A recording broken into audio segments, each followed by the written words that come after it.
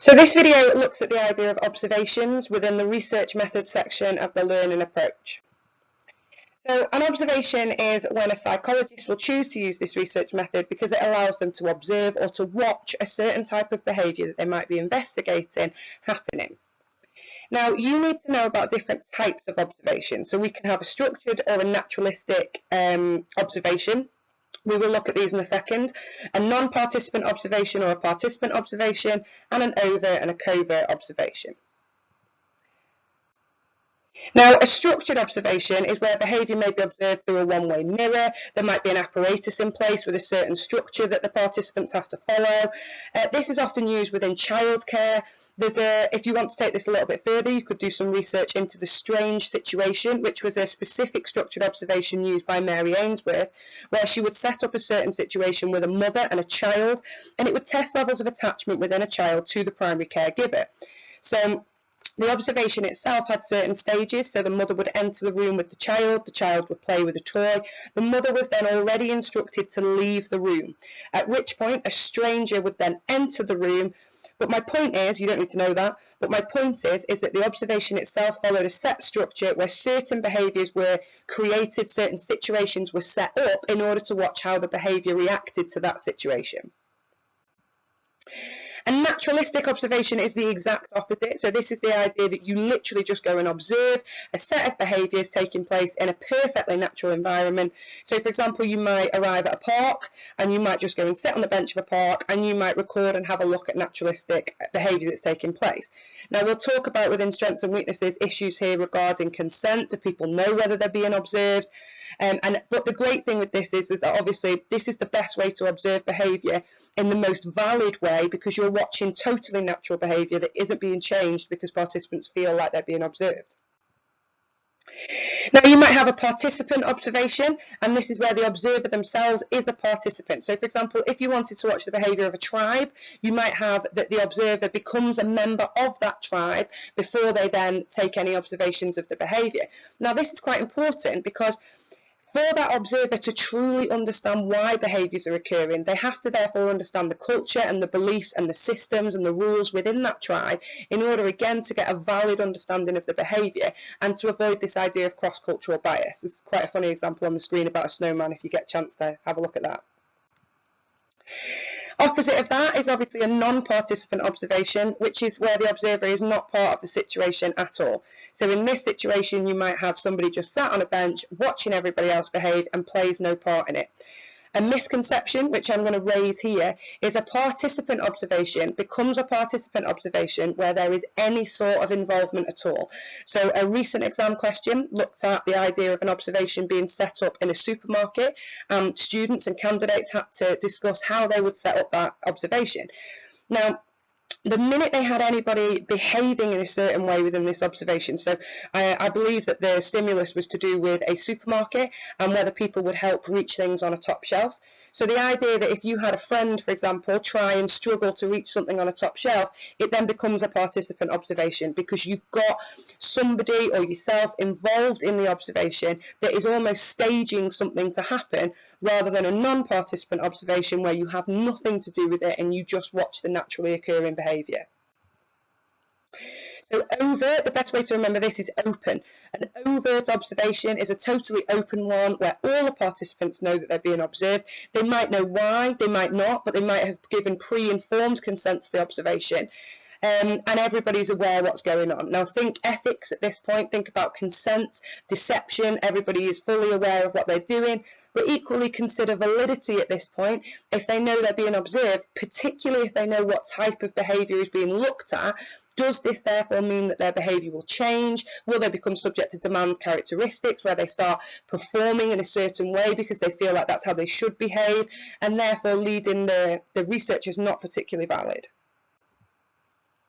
Covert, therefore the opposite, so we've got open. Covert is therefore closed, which is where it's kept a secret from participants. Nobody knows that they're being observed, and therefore again increases this validity, this idea that you're much more likely to see natural behaviour if people don't know that you're looking, or equally what you're looking for.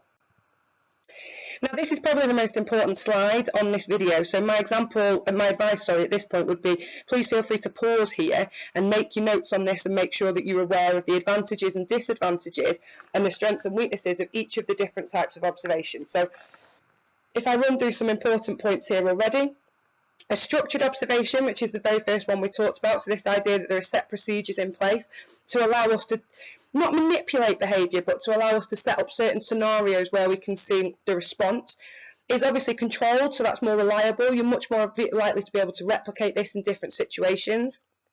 It allows us to see reactions within behaviour. So if I create a scenario, for example, where you put the child in the room and the mother leaves, you're able to see the reaction of the child to the mother leaving, which is quite helpful for us if we're investigating a certain behaviour.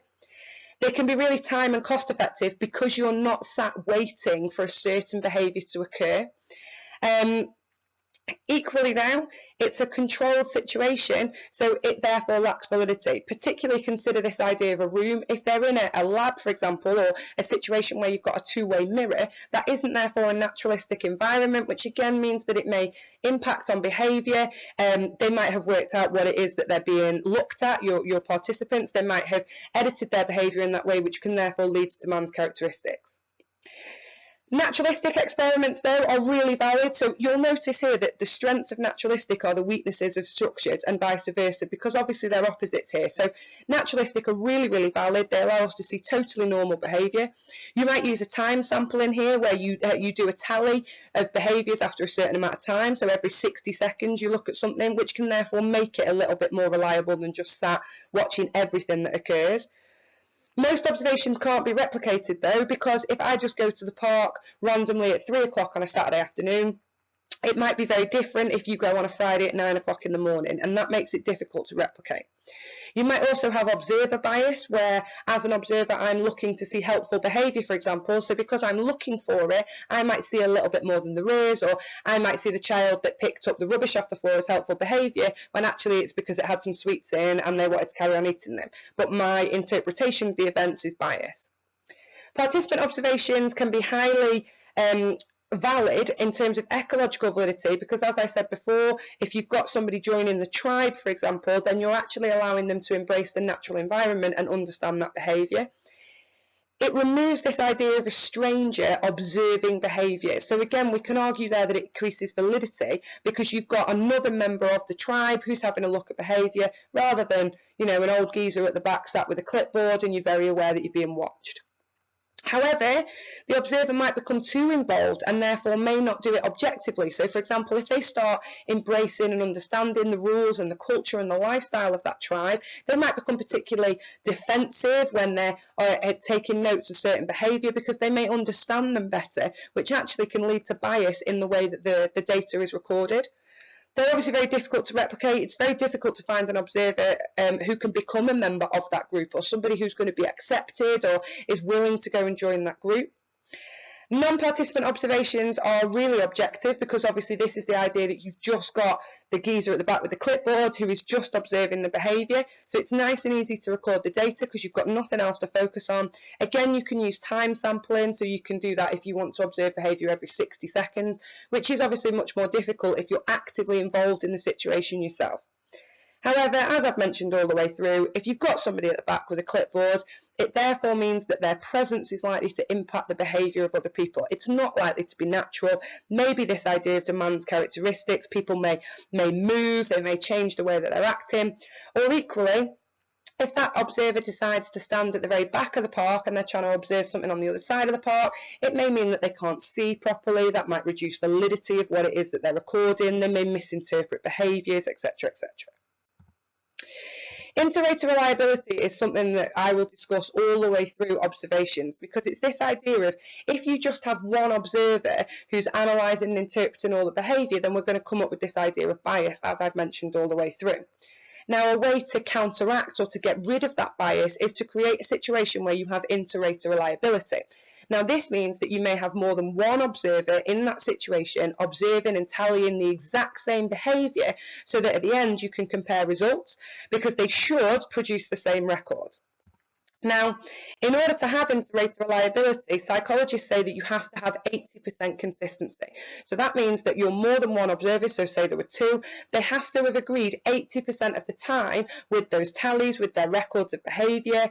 A good suggestion with this is that they do training before they then go and observe. So think back to your practicals, if you've done them already, where you did them, your observations in the learning approach, and I advised you to train yourself and your team on what behaviour classed as what. So what cars classed as a big car and a small car, what behaviour classed as fast driving and slow driving, just to make sure that you increase that interrelated reliability because your observers were trained at the same time.